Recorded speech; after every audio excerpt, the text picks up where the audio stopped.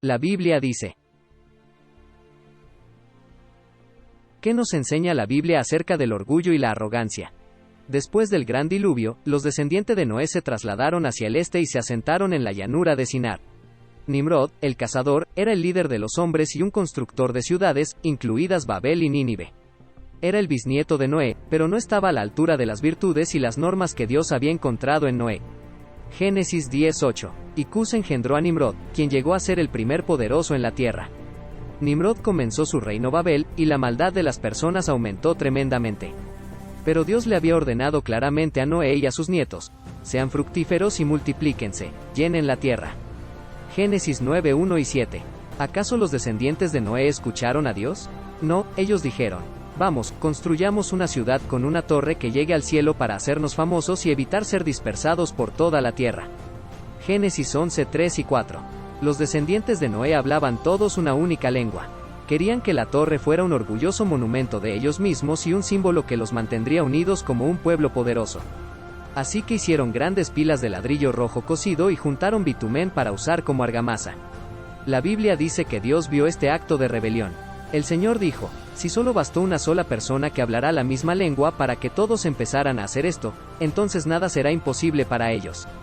Vamos, bajemos y confundamos sus lenguas para que no puedan entenderse. Génesis 11:6 y 7.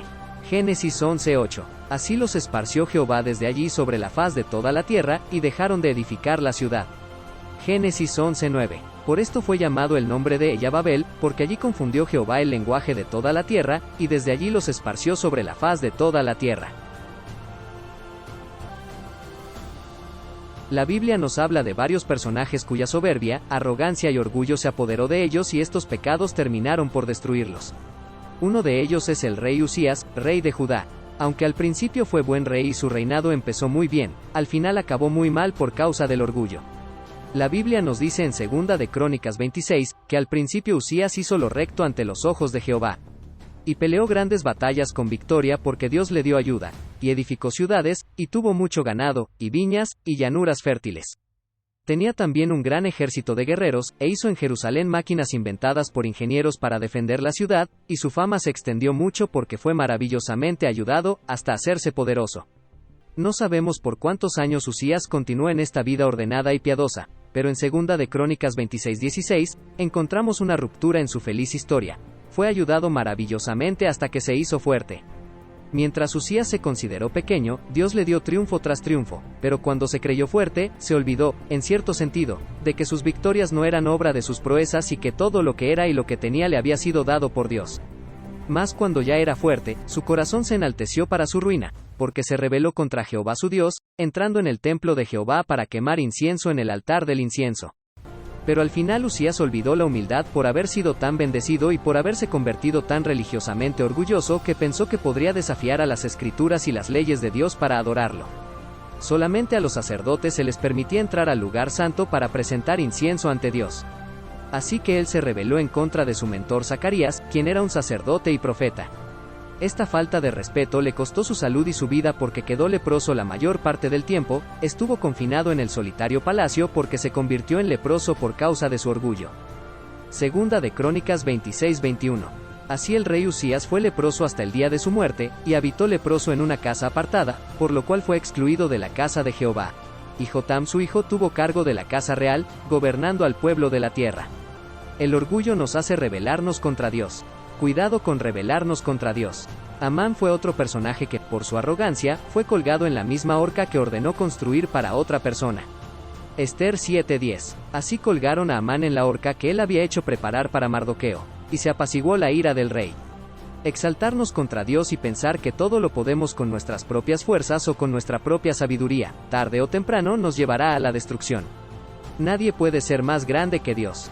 Nadie en el universo puede ser más grande que nuestro Creador. Ni siquiera los ángeles, querubines y serafines.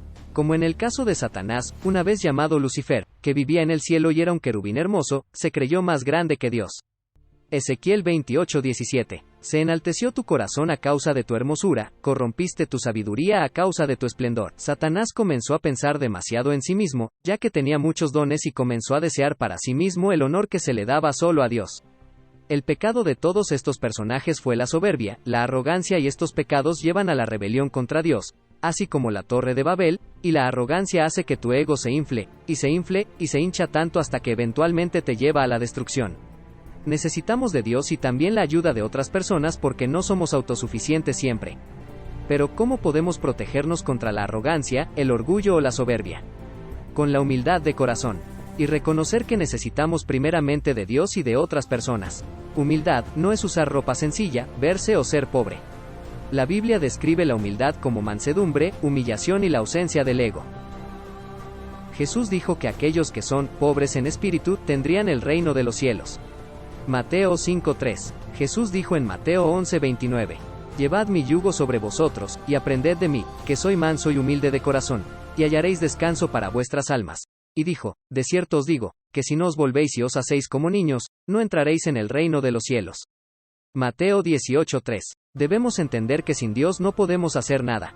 Jesús dijo en Juan 15:4 y 5, permaneced en mí, y yo en vosotros. Como el pámpano no puede llevar fruto por sí mismo, si no permanece en la vid, así tampoco vosotros, si no permanecéis en mí. Yo soy la vid, vosotros los pámpanos. El que permanece en mí, y yo en él, éste lleva mucho fruto, porque separados de mí nada podéis hacer. Si quieres aceptar a Jesús en tu corazón, Él no te rechaza. Entrega tu vida al Señor Jesús, arrepiéntete de la arrogancia y de todos tus pecados, ámalo con toda tu alma, mente y corazón, y ama a tu prójimo como a ti mismo. Te espero en nuestro próximo video. Que Dios te bendiga.